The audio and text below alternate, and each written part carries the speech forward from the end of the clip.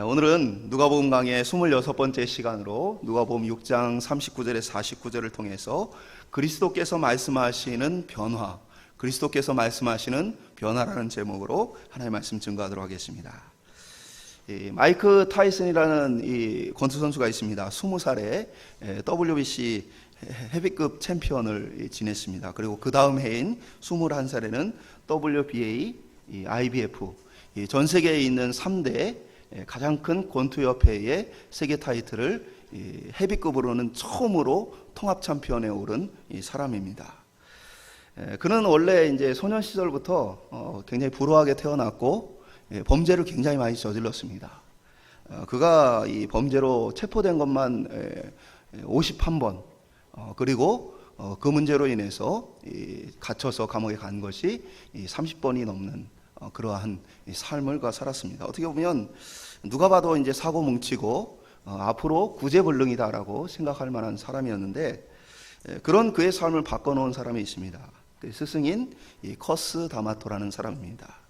커스 다마토는 자신 역시 어린 시절 불우하게 지냈기 때문에 불우한 사람들을, 특히 아이들을 보면 그냥 지나칠 수 없는 사람이었습니다. 그래서 예를 들면 이제 불량 청소년이었던 이 패더슨을 가르쳐서 세계 챔피언을 만들었습니다. 그리고 가난해서 이 체육관비도 못 내는 토레스를 가르쳐서 또 세계 챔피언을 만들었습니다. 이미 이 커스 다마토의 손에 의해서 많은 챔피언들과 유명한 선수들이 많이 나왔는데, 그가 어떻게 보면 이 잡혀 있는 소년원의 마이크 타이슨을 보고 불쌍히 여겨 그에게 여러 가지 사랑과 애정을 주게 되어집니다. 집에 들어가서 이제 책을 사주고, 그리고 가정교사를 붙여서 읽고 쓰고 또 여러 가지 지식들을 가르쳐 주다가 결국에 이제 마이크 타이슨의 어머니가 일찍 돌아가시고 나자 그 아이를 자기 집으로 들여서 양자로 맞아서 그를 키웠습니다. 그가 인성을 제대로 가진 사람으로 세우기 위해서 많은 노력을 했습니다.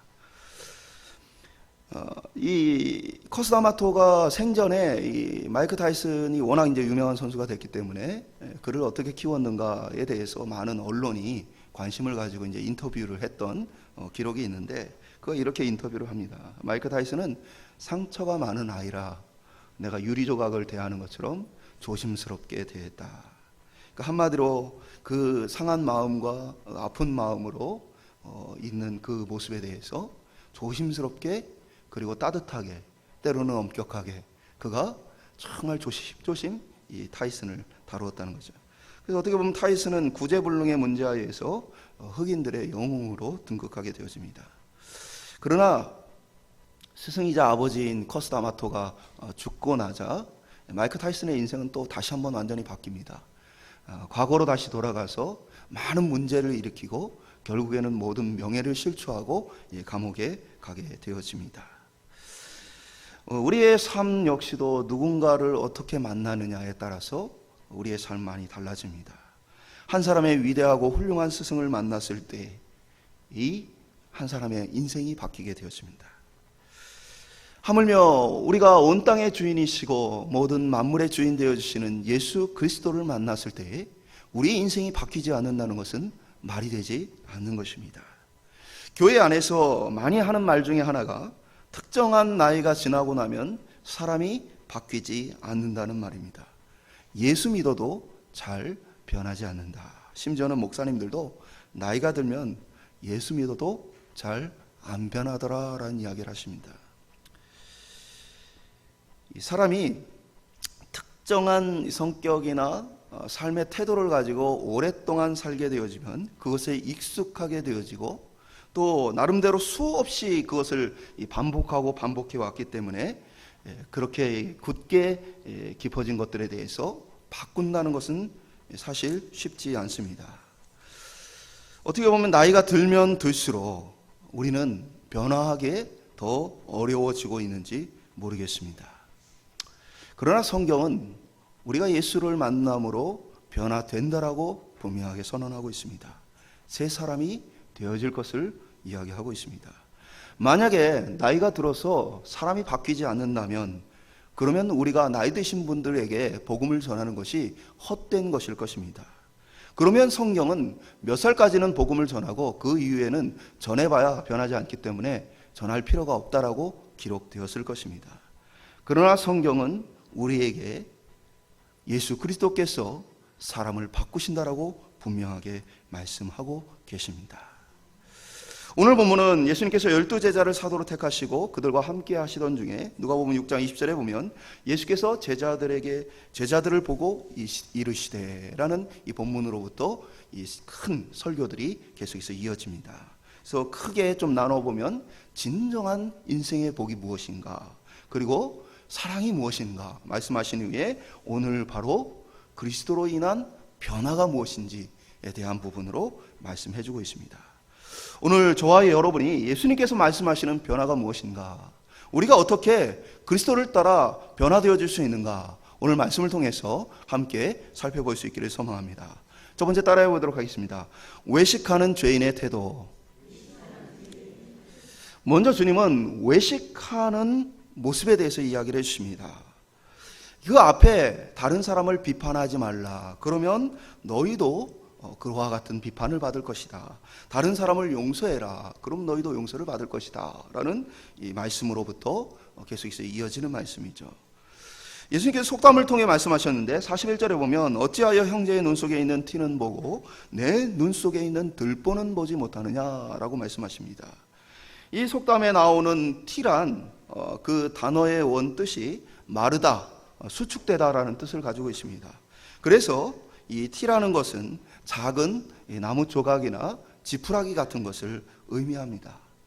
반면에 들보라는 것은 이 단어 자체가 지탱하다 또 받들다라는 어원에서 나온 단어입니다. 그러다 보니까 기둥이나 석가래와 같은 골조를 형성하는 큰 나무들을 이야기하게 되어집니다. 그러니까 다른 사람의 눈 속에 있는 작은 것에 대해서는 굉장히 세밀하게 보면서도 사실은 자신의 눈 속에 있는 큰 들보에 대해서는, 큰 허물과 죄에 대해서는 잘 보지 못하는 그러한 모습에 대한 이야기를 하고 계시는 것입니다. 이러한 사람을 향해서 예수님은 외식하는 자다라고 말씀하십니다. 외식하는 자의 특징은 자신의 상태는 알지 못한 채 다른 사람들을 향해서 그 눈에 있는 티를 빼라고 계속해서 지적하는 사람입니다. 외식하다라는 말은 이 극장에서 주로 사용되는 말인데 연극에서 배우나 해설자의 역할을 이야기합니다. 가면을 쓰거나 쓰지 않거나 이 단어가 의미하고 있는 것은 다른 사람인 척 하는 것입니다. 그러니까 자신의 눈 속에 있는 들보는 전혀 깨닫지 못한 채 마치 자신은 깨끗하고 아무 죄와 허물이 없는 채 하는 그 모습을 외식한다라고 표현하는 것입니다. 그런 의미에서 본다면 이 자리에서 가장 외식을 많이 하는 사람이 제가 아닐까라는 생각을 해봐요. 목사이니까 하나님의 말씀 전합니다. 그러면 이제 성도님들이 그 말씀을 보면서 목사님이니까 조금 더 낫겠지라는 생각을 가지고 봅니다. 그러나 여러분, 저하고 별로 다를 바 없는 죄인입니다. 주님 보시기에 똑같은 죄인이에요. 어떻게 보면 이 외식하는 모습에 있어서 더 나쁜 죄인일지 모르겠습니다. 그렇게 우리는 사실은 모두 외식을 하며 살아갑니다. 어찌 보면 내 내면의 죄를 숨긴 채 죄인이 아닌 척 그렇게 매주 교회를 나오고 사람들을 대합니다. 외식하는 사람들 한 걸음 나아가 다른 사람들의 죄를, 이 부족함을 지적하게 되어집니다. 그 이유는 나는 그런 사람이 아니다라는 사실은 메시지를 던지고 있는 거죠. 그 사람들에 대해서 비난하고 정죄하면서 나는 그런 사람이 아니다 라고 스스로를 보여주고 싶은 모습 때문에 그렇게 하는 것이죠. 그렇다면 우리가 솔직하게 우리의 내면을 다 드러내는 것이 외식하지 않고 거룩한 일인가? 집사님 오늘 머리 스타일 별로예요. 어떨까요? 집사님 오늘 화장 많이 뭉쳤는데요. 마음에 있는 그대로 오늘 집사님 때문에 교회 나오기가 싫었어요.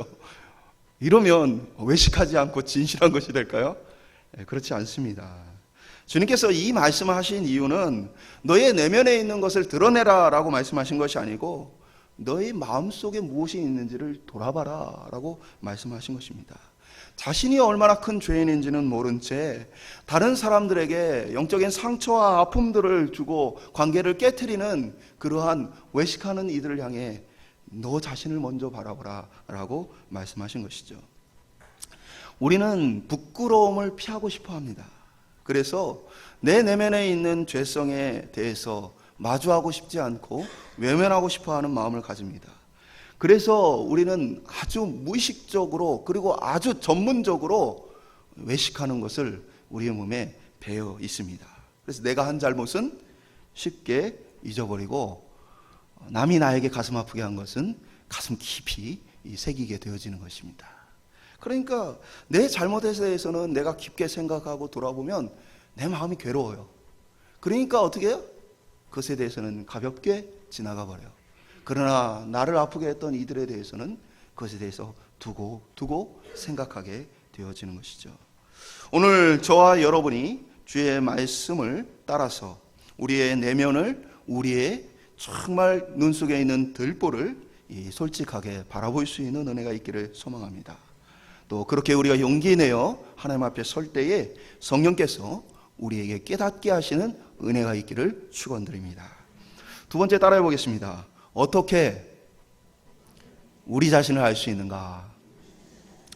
그럼 이제 우리가 본능적으로 우리 자신의 죄와 허물에 대해서는 감추고 숨겨두는데 그것에 대해서 우리는 어떻게 깨닫게 되어질 수 있는가? 어떻게 숨겨둔 우리의 둘보를 발견하게 되어지는가? 우리 주님은 이 부분에 대해서 아주 쉬운 예를 들어서 설명해 주십니다. 43절에 보면 못된 열매 맺는 좋은 나무가 없고 또 좋은 열매 맺는 못된 나무가 없느니라. 그러니까 우리의 마음속에 있는 그것대로 열매가 맺혀진다라는 이야기를 하시는 거죠. 그러니까 우리의 눈 속에 들보가 있으면 그것이 겉으로 드러나게 되어진다. 그것을 숨길 수 없다라는 이야기를 하고 계신 것입니다. 나무는 그 열매로 아니까 우리의 삶 속에 드러나고 나타나는 것을 통해서 우리의 내면에 감추어진 진실을 발견할 수 있다는 얘기입니다. 45절은 조금 더 직접적으로 설명해 주십니다. 선한 사람은 마음에 쌓은 선에서 선을 내고 악한 사람은 그 쌓은 악에서 악을 나게 되어진다. 이 비유를 들었던 예수님께서 아주 구체적으로 설명합니다. 너희 마음속에 선이 있고 그 선을 쌓았으면 그 선이 겉으로 드러나게 되어질 것이고 너희 마음속에 악이 있고 그 악을 쌓았으면 그 악이 나타나게 되어질 것이다 라고 말씀하십니다. 그런데 예수님은 또 한 걸음 더 나아가서 아주 구체적으로 우리가 깨달을 수 있도록 말씀해 주시는데 마음에 가득한 것을 입으로 말함이니라. 마음에 가득한 것을 입으로 말함이니라. 그러니까 뭡니까? 우리의 입술로 나오는 말들을 통해서 우리의 내면 속에 어떠한 것이 있는지를 알 수 있다라는 것입니다. 우리의 일상생활 속에서 하는 수많은 말들 통해 우리 자신이 드러나고 나타나게 되어집니다. 종종 이 TV 프로그램에 보면 사람의 관계가 깨어지거나 또 짐승과 사람의 관계가 깨어졌을 때 그때 이제 이 솔루션을 위해서 녹화를 하는 경우가 많이 있습니다.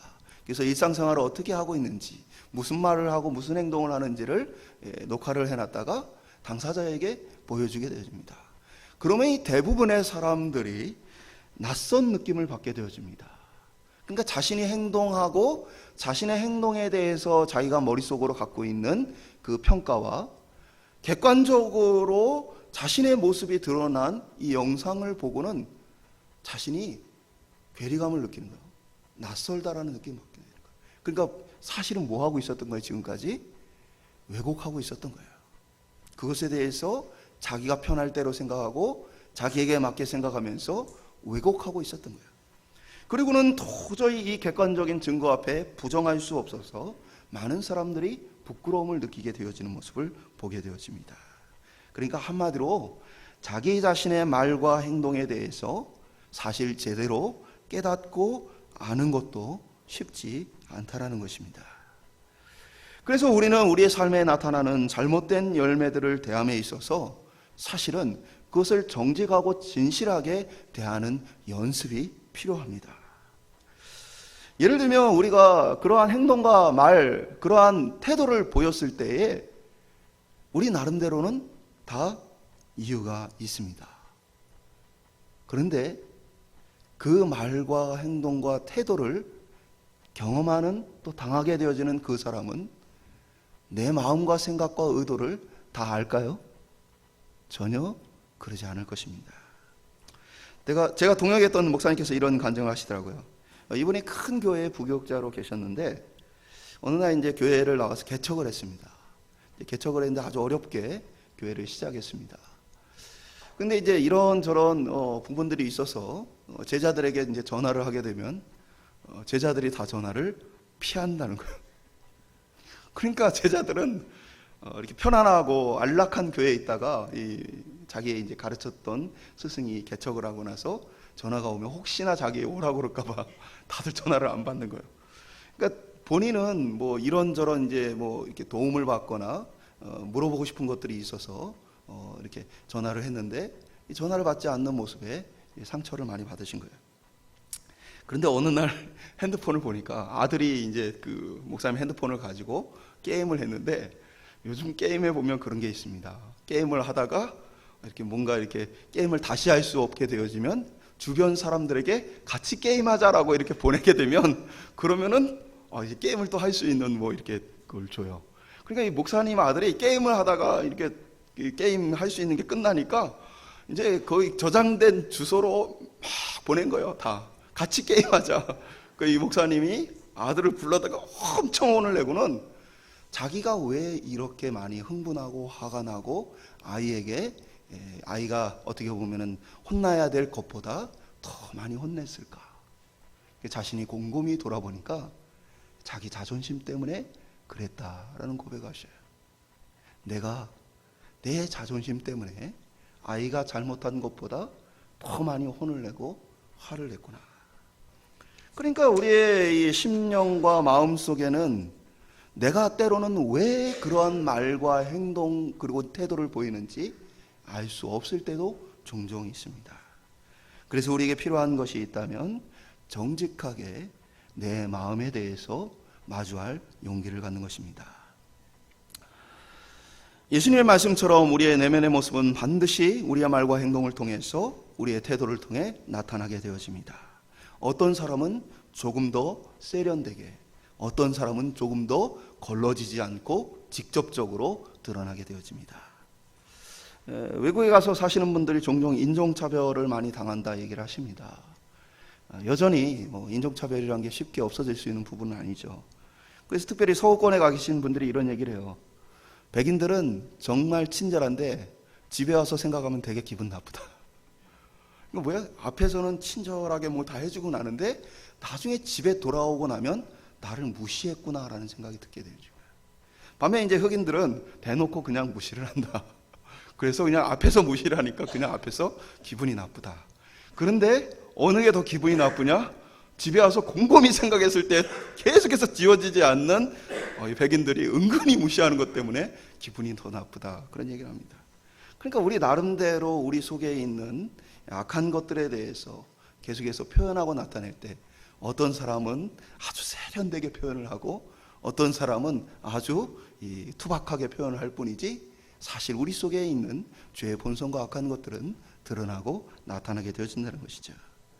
그래서 우리에게 필요한 것이 있다면 마주하는 것입니다. 마주한다는 것은 먼저 우리의 책임을 다른 사람에게 넘기지 않는 것입니다. 우리가 많이 쓰는 표현 중에 뭐가 있습니까? 내가 원래 그래. 미안해, 내가 원래 그래 라는 표현을 많이 씁니다. 지금 자신의 문제로 말미암아 다른 사람이 상처를 입었어요. 근데 자신의 문제를 해결하려고는 안 하고 상대를 향해서 내가 원래 그러니까 네가 참고 네가 해결을 해라고 얘기하는 거죠. 이것은 아주 무책임한 행동입니다.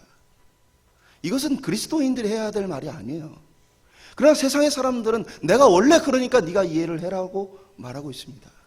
그게 아니고 물론 우리는 상대의 부족함과 연약함에 대해서 이해하고 받아줘야 되겠지만 그러나 그 책임은 내가 감당해야 하는 것입니다. 내가 잘못하고 내가 변화받지 못한 모습 속에서 내가 잘못하고 있는 것들에 대해서는 네가 이해를 해가 아니고 내가 변화돼야 되겠다라고 사과하는 것이 당연한 것입니다. 또 하나는 핑계하지 않는 것입니다. 제가 자주 말씀을 드리지만 이유가 많은 것만큼 정당하지 않은 것은 없습니다. 이유가 많으면 많을수록 정당하지 않습니다. 정당한 것에 대해서는 이유를 많이 붙일 필요가 없습니다. 그런데 내가 어떤 말을 하고 어떤 행동을 하고 어떤 태도를 취하고 나서는 내가 왜 그렇게 해야 했는지, 왜 그렇게 했는지를 내 스스로 자꾸 설명하고 설득하려고 한다는 것은 한마디로 얘기해서 잘못했다는 거예요. 그러나 사람은 잘못을 인정하기보다는 계속해서 합리적인 핑계와 이유를 대고자 합니다. 나 자신을 속이고 다른 사람을 속이고 싶어 합니다. 그러나 그렇게 하면 우리는 변화받을 수가 없습니다. 변화란 나 자신의 상태에 대해서 직면하는 것부터 시작하는 것이죠. 우리가 성숙했다라고 말할 때 성숙했다는 의미가 뭡니까? 그것은 주변을 헤아릴 수 있게 되었다는 거예요. 성숙하지 않았을 때에는 나 중심으로 살게 되죠. 그래서 뭡니까? 신앙생활을 해도 내가 주인이고 내가 주인공이고 내가 얻는 것이 무엇이고 나의 기분이 어떻고 나의 영적 상태가 어떻고 오직 그 어린 신앙은 자기밖에 모릅니다. 그러니까 이 사람들은 뭐예요? 잘못을 하고도 자기만 납득을 시키면 돼요. 내가 이런 이유 때문에 이렇게 했다라고 스스로를 위로하고 멈춰버리는 것이죠.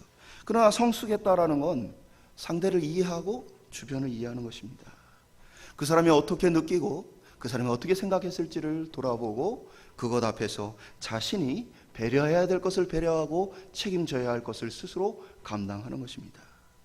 내가 왜 그렇게 그런 말을 하고 그런 태도를 보였을까? 우리의 내면을 그리스도 안에서 솔직하게 돌아볼 수 있는 것이 그리스도께서 말씀하시는 우리의 변화입니다.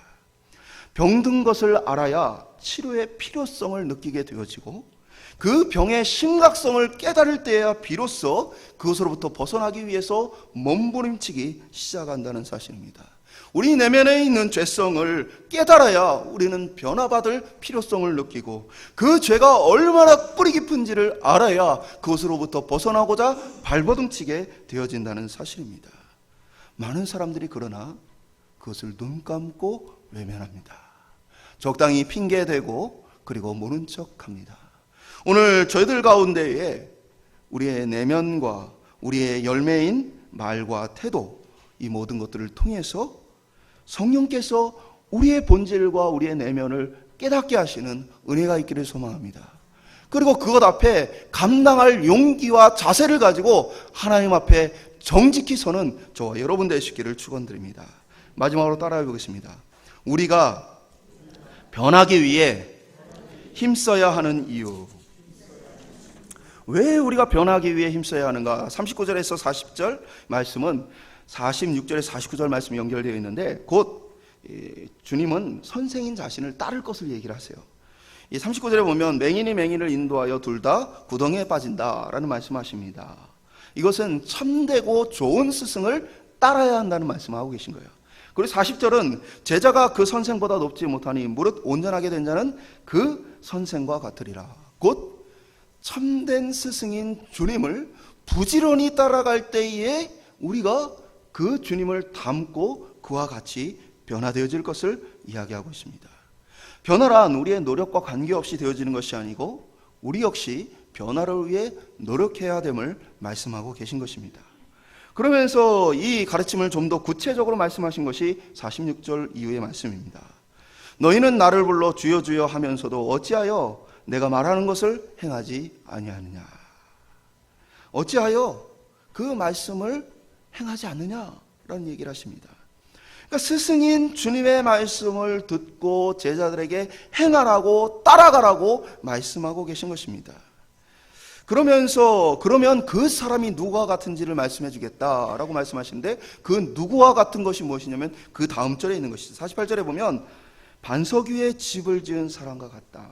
그래서 이 큰 물과 탕류란 이제 홍수나 이렇게 범람으로 인해서 흙탕물이 되어진 걸 얘기해요. 그러한 물이 들이닥쳤을 때에 견딜 수 있게 되어진다라는 이야기를 하십니다.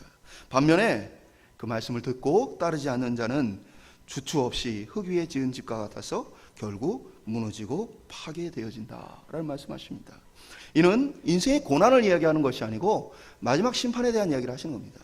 마지막 심판에 대한 이야기에 대해서는 앞서 언급된 것처럼 우리가 용서할 때 용서받게 되어진다라는 이 말씀, 우리가 비판하지 않을 때 비판받지 않게 되어질 거다라는 하나님의 마지막 심판 때 앞에서의 말씀을 우리에게 하고 있는 것처럼 오늘 이 말씀 역시도 마지막 심판 때에 우리가 견딜 수 있는 믿음이 무엇이냐, 그것은 주의 말씀을 듣고 따르고 행하는 것이다 라고 이야기하고 있는 것입니다. 그러면 우리의 행위를 통해서 구원을 얻느냐? 그것은 아닙니다. 다만 우리가 따라야 하는 이유, 그 말씀을 쫓아야 하는 이유는 바로 우리의 신앙 고백이기 때문입니다. 그러니까 주의 은혜가 우리에게 부어지기 위해서는 이 사단과 주님의 차이가 있다면, 악한 영은 우리가 원하든 원하지 않든 우리의 삶을 찾아와 지배하고 우리를 괴롭게 합니다. 그러나 인격적인 하나님은 그렇게 하지 않습니다. 우리의 자발적인 믿음의 고백과 헌신을 받기 원하시기 때문에 우리가 하나님의 이 부르심과 하나님의 계획에 순종하고 복종하기를 원하세요. 그리고 우리가 마음을 열어 순종하고 복종하고자 할 때에 비로소 주님께서 우리 가운데 능력을 행하신다는 사실입니다.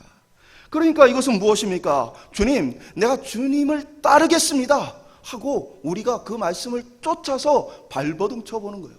근데 어떻게 해요? 주님 말씀대로 사는 게 쉽습니까? 어렵습니까? 넘어질 수 있어요. 실패할 수 있어요. 그러나 그것이 중요한 것이 아닙니다. 우리가 넘어져도 실패해도, 그러나 주님 앞에 발버둥 치는 이것이 하나님 앞에 드려지는 신앙 고백이라는 사실이에요. 그 신앙의 고백을 받으시고 주님께서 우리로 하여금 변할 수 있는 능력을 주신다는 사실입니다. 그래서 구원은 예수 그리스도께서 우리 가운데 이루시는 역사이지만 우리와 관계없이, 우리의 어떤 믿음과 관계없이 일하시는 것이 아니라 우리가 믿음의 고백을 하고 주님 앞에 삶을 드릴 때에 그때 비로소 주님의 놀라운 구원의 역사가 우리 가운데 나타나게 되어진다는 거예요. 그러면 이 원리를 따라서 돌아보면 많은 사람들이 그리스도의 말씀을 따라가기를 거절하면서 당당하게 자신을 구원받았다라고 말하는 것은 사실은 구원이 뭔지를 모르는 것입니다. 난 구원은 받았지만 그러나 주님을 따를 만큼의 열심은 없다라고 말하는 것은 신앙이 부족하거나 신앙이 어떻게 보면 연약하기 때문이 아니라 사실은 신앙이 없기 때문인 거예요. 넘어질 수 있고 실패할 수 있지만 그러나 신앙은 우리로 하여금 주님을 따르고자 하는 마음을 일으킨다는 거예요.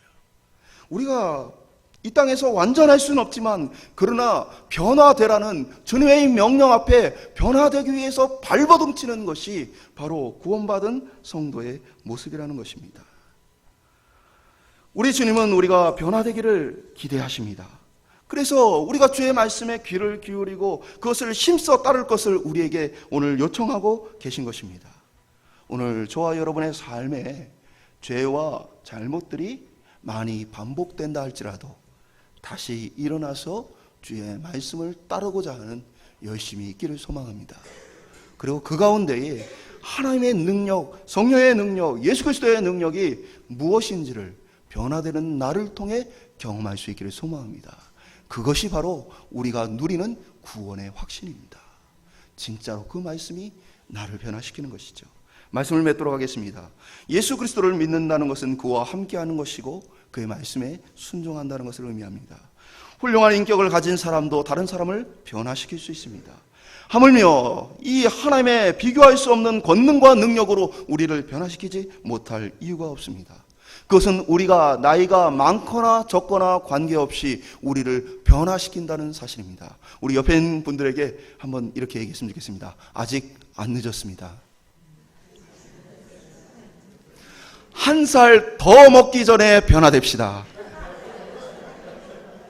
맞아요. 우리가 한 살 더 먹으면 그만큼 또 죄의 습관과 우리의 이 변화되지 않는 모습에 익숙해져요.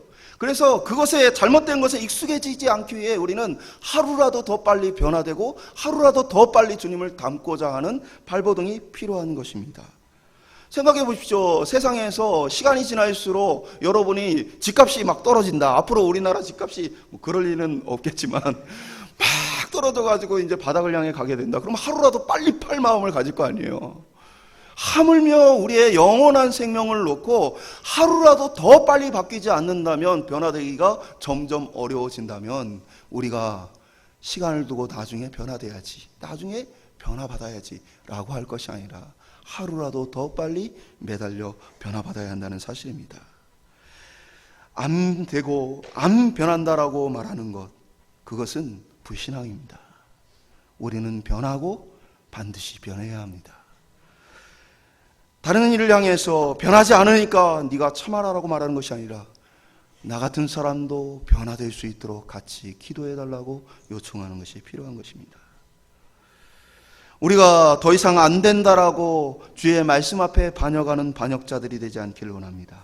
오히려 안 되고 내 힘으로 할 수 없는 것을 주님께서 하실 수 있다라고 고백하고 더 간절히 주님을 찾고 매달릴 수 있는 저희들 되기를 소망합니다. 그리고 마지막으로 이 구절을 통해 말씀을 맺고자 합니다. 42절 후반절인데요. 먼저 내 눈 속에 들보를 빼라. 그 후에야 내가 밝히 보고 형제의 눈 속에 티를 빼리라.